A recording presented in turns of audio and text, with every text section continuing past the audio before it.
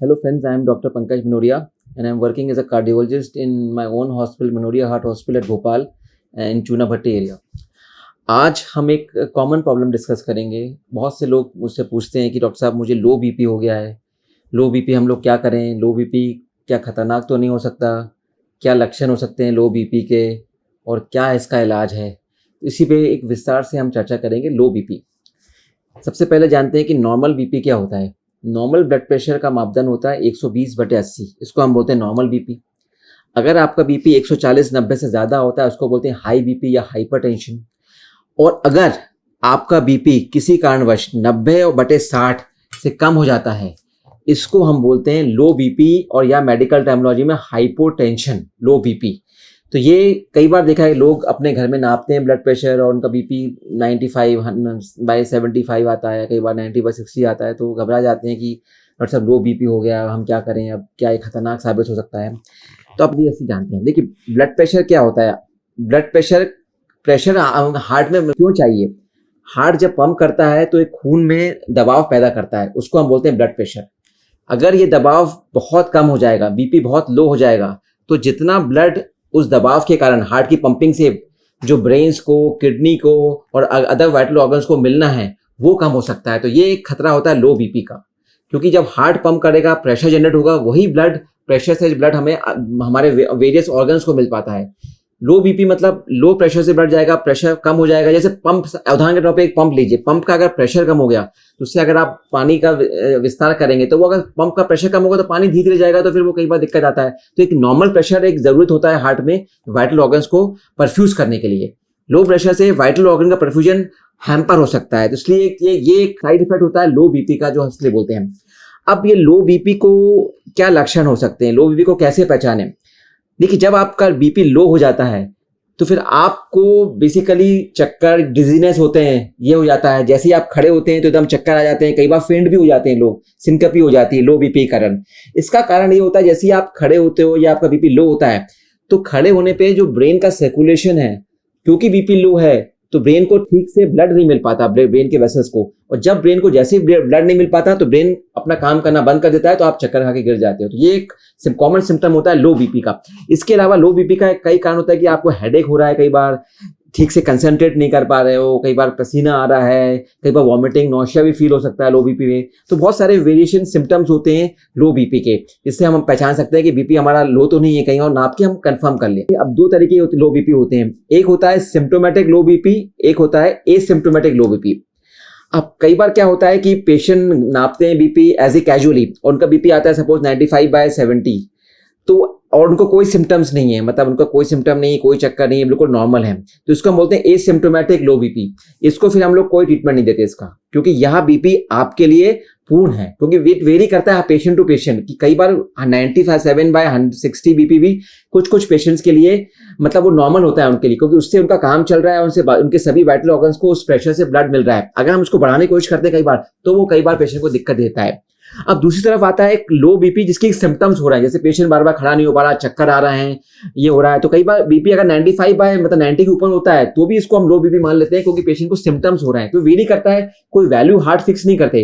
कई बार 100/70 पे भी पेशेंट को चक्कर आने लगते हैं, उसको लो बीपी बोला जाता है। और कई बार 85/60 होता है, उसमें पेशेंट को कोई तकलीफ नहीं है, तो उसको हम ट्रीट नहीं करते। Treatment will depend upon how much symptomatic the patient is, मतलब कितने सिम्टम्स आपको हैं, उस पर हम ट्रीटमेंट डिसाइड करते हैं कि हाँ भैया ये लो बीपी खतरनाक है, ये लो बीपी नॉर्मल टाइप का है, इसमें कोई नहीं हो सकती।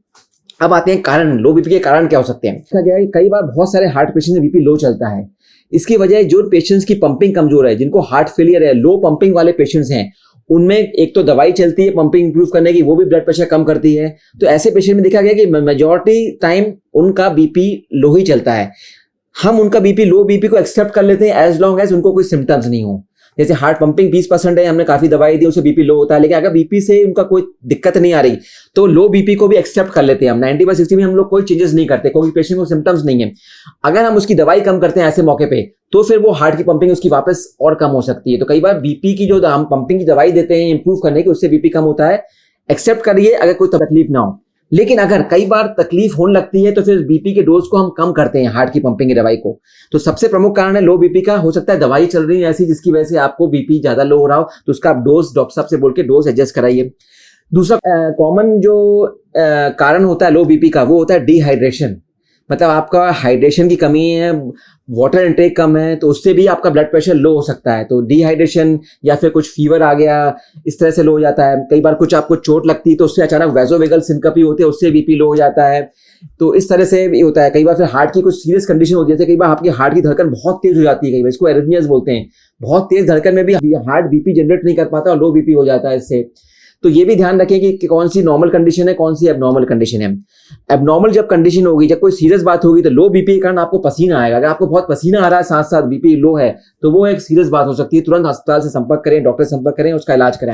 लेकिन अगर बीपी लो है लेकिन कोई तकलीफ नहीं हो रही, स्वेटिंग नहीं हो रही, मून घबराहट नहीं हो रही, नौशिया नहीं हो रही, तो फिर अपन टॉलरेट कर सकते हैं। अब आता है कि घरेलू इलाज क्या करें। सपोज आपको लग रहा है कुछ तकलीफ भी हो रही, बीपी अपना पा बीपी लो है, तो सबसे पहले जो प्रमुख चीज हमें जो करना है लो बीपी ट्रीटमेंट के लिए, सबसे पहले पेशेंट को आप तुरंत समतल जमे पे लटाइए और उसके हेड को लो करिए और लेग्स को ऊपर करिए।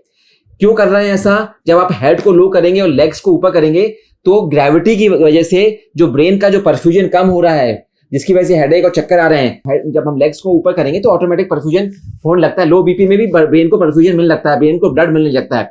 तो सबसे प्रमुख कारण, पेश लटाइए, सर को नीचे करिए, हेड को ऊपर करिए।